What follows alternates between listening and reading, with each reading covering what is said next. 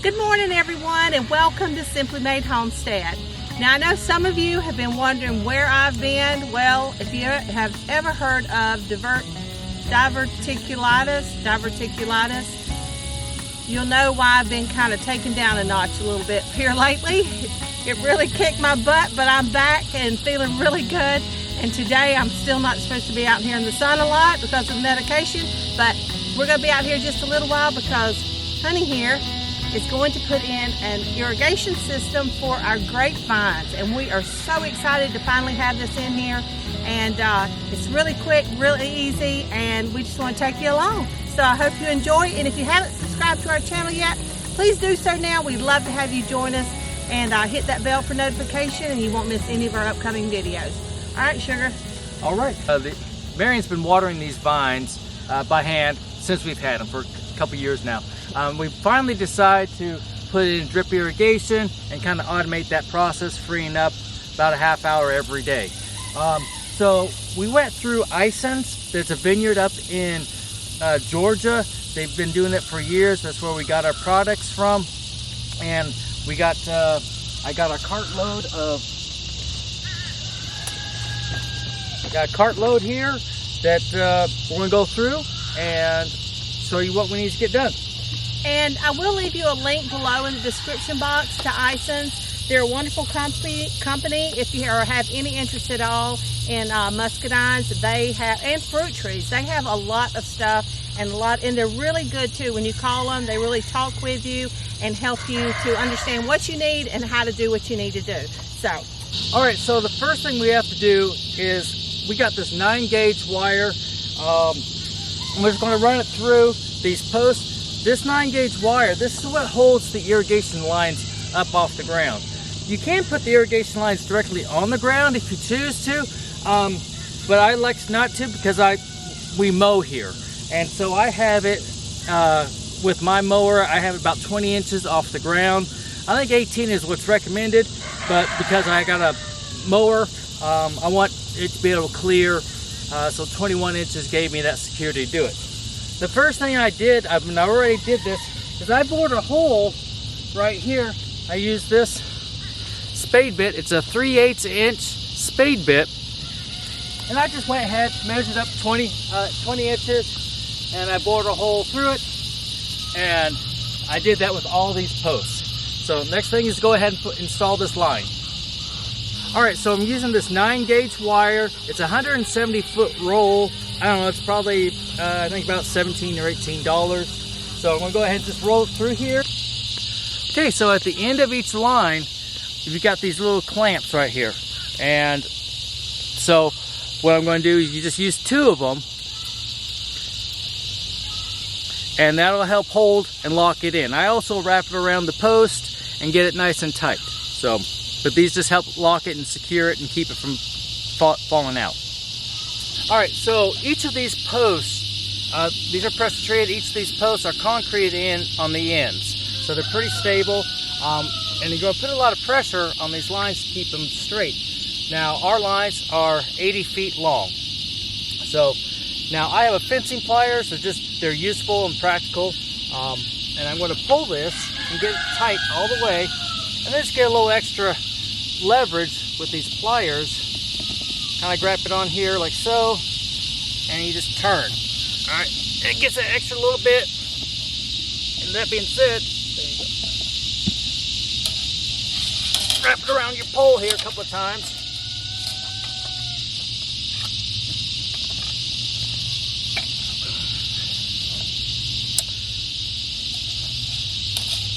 And then against your wire. Give it some twists around the incoming wire.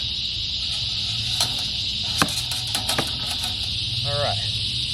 Once again, with these fencing pliers, it's really nice. They got a lot of features on them. And you just give it a little click. Cut off the extra. Go ahead and finish wrapping this up. All right, that being said, go ahead and get your little clamp here. Put it on here, just to help it hold it.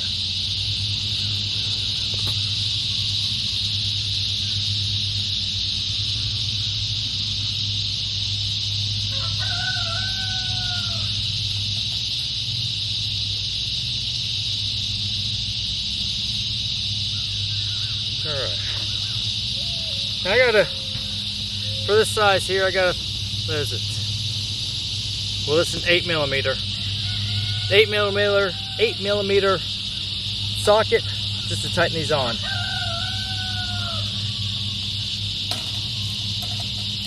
There's a standard, it's probably 3/8. You can use your wrench. With this being twisted like this, you really only need to have one clevis on here. But you do want to get this on here nice and tight.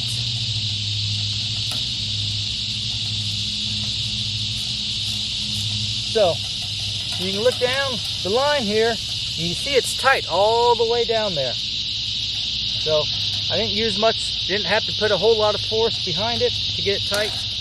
Okay, all right, so the next thing we're going to do is go ahead and add our irrigation lines.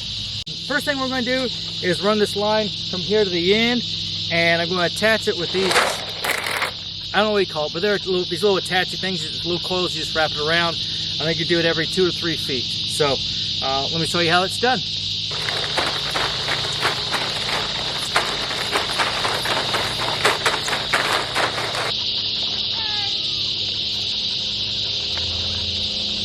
All right, so these work fairly simple.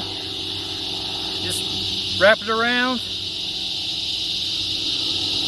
kind of like you're taping something up.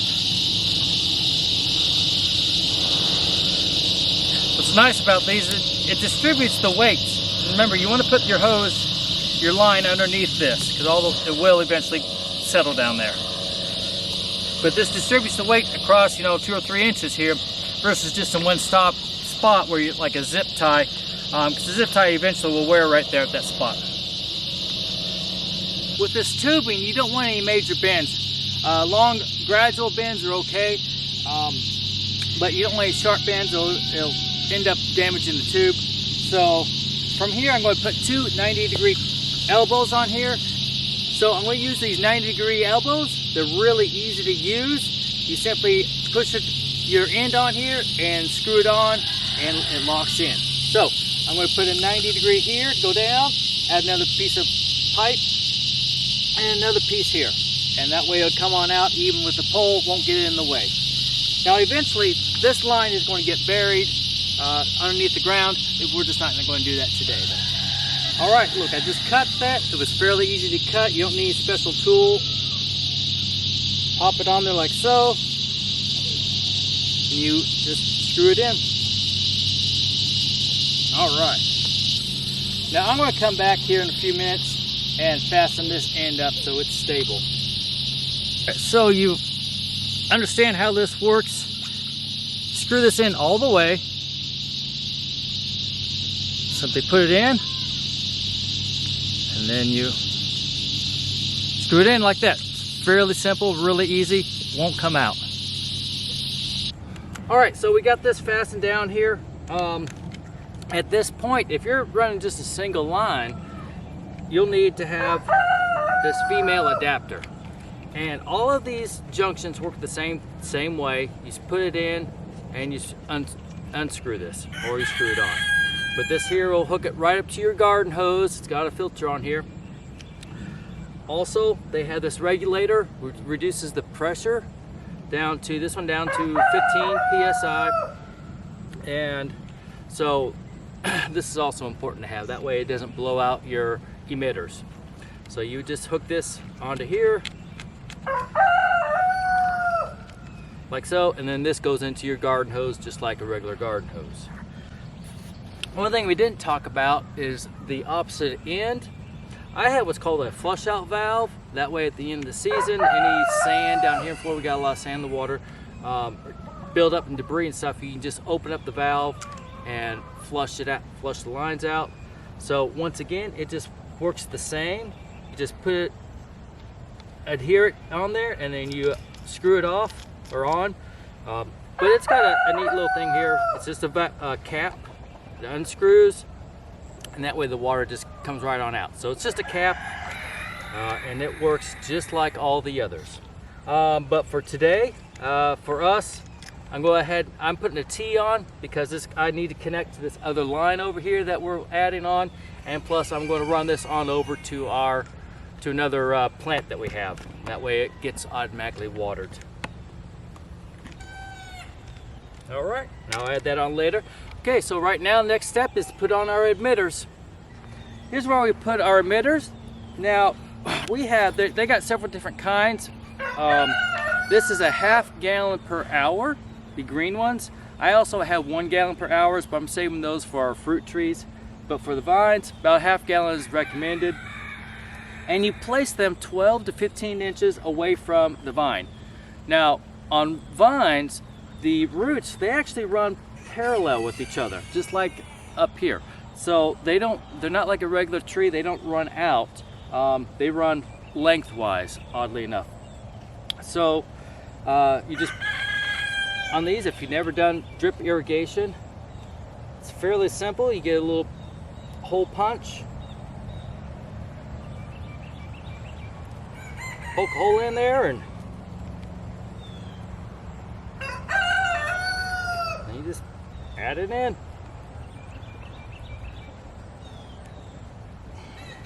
Like I said, it's fairly simple. There we go.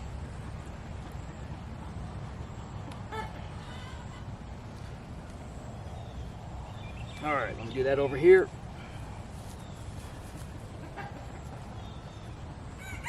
One thing is also important now, I'm putting 2 in here. We have sandy soil, so the water disperses pretty quickly. You can do 1 if you want, and when you place these, but 2 is better. Yeah, 2 is better. There you go. You just put it in, you hear a little snap. Okay, so you can place 1. 2 is a little bit better. Gives you a better coverage. We have sandy soil, so the water that we get, it quickly disperses. If you have more of a solid soil, then it'll retain the water better. But also, if you have any slope, you want to make sure you put your emitters on the high end of the slope, because that way the water will run on down to your plants. All right, I'm gonna go ahead and do the rest. Okay, so I got our garden hose here. Here's our regulator.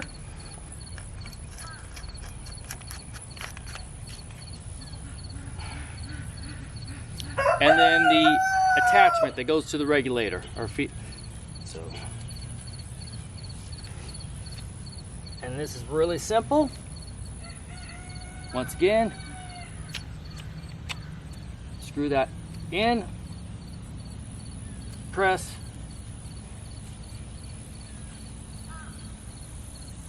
and screw it out. So, now I'm just going to take a garden staple, fasten this down here to help lock it in. All right, so I have all this extra stuff, extra hose here. I've got plans to eventually put some lines out to like our powder puff plant, and we're going to have some other plants here also. All right, let's go see if it works. All right, so we need to figure out what line this is, and then we're going to go turn it on.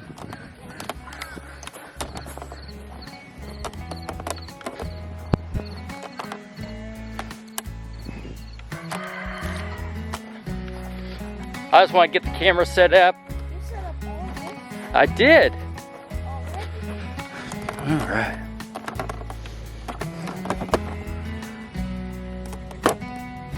That's cool. All right.